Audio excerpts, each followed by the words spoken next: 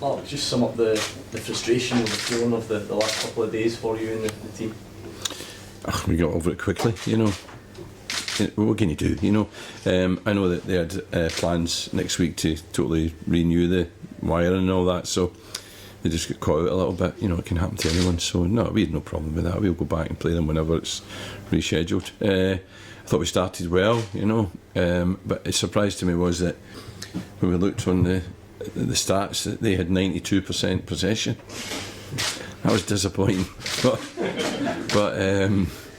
yeah, no, what can you do? You know, move on. I suppose when you're sort of set up there and you're raring to go and that happens, does it make you even more raring to go to get back out? You know, actually, you know, we went into that game with Scott McDonald, Chris Cadden, who's the other one? Who? Oh, aye, Big Mick, aye. Struggling, actually, and, you know, playing kind of. Certainly Cadden played kind of, we gave him a fitness test before we left and he wanted to play and said he felt alright, but we were a bit nervous about that.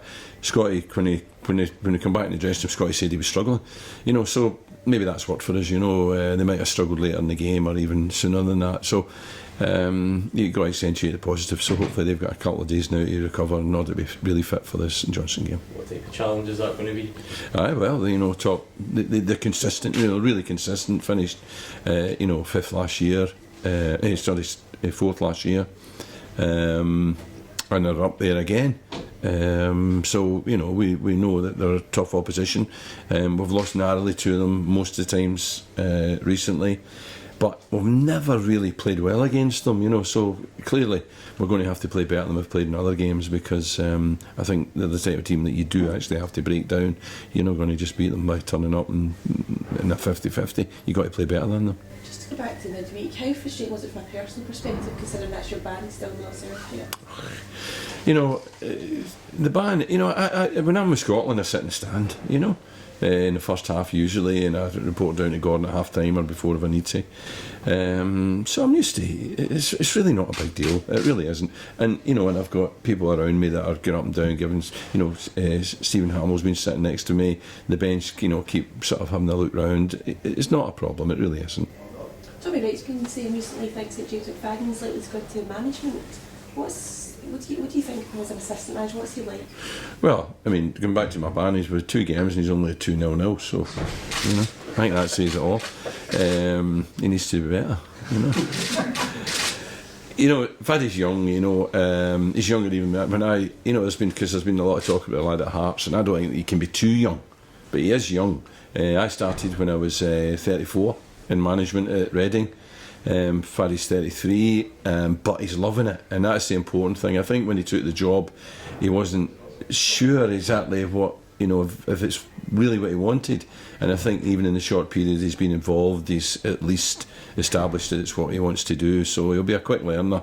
So yeah, it wouldn't surprise me. He's a confident lad, quietly confident, you know. He's you know, he talks with authority, he has convictions, you know. He's not sort of wishy-washy about his beliefs and how the game should be played. That he's got convictions, and that's important, that he's got a direction. So yeah, I think he has a chance, but I'll be getting my job for a while if that's what he's talking about.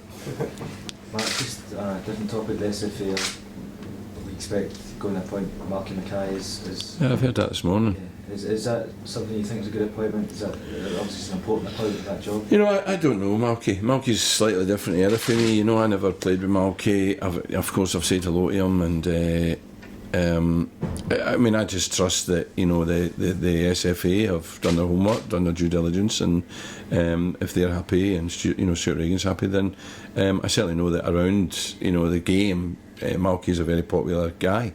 So yeah, I would think that would be a good appointment. Yeah. Obviously, there's some possible changes afoot that concerning people at this club as well. Is it good? Will it be good to get a bit of certainty about who's in charge so that you can then get to the crux of the matter and how you?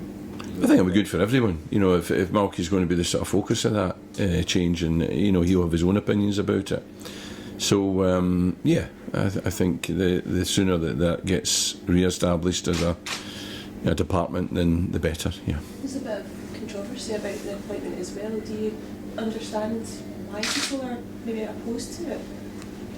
No, I have no idea about that. I don't know. I can't even tell you the detail what went on before. I wasn't interested in it, not interested in it.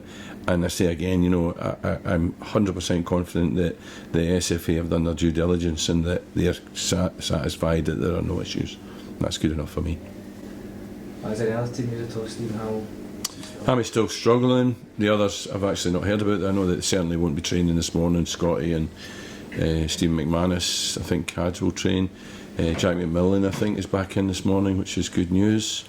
Otherwise, we managed to get through that 10 minutes without any fresh injuries.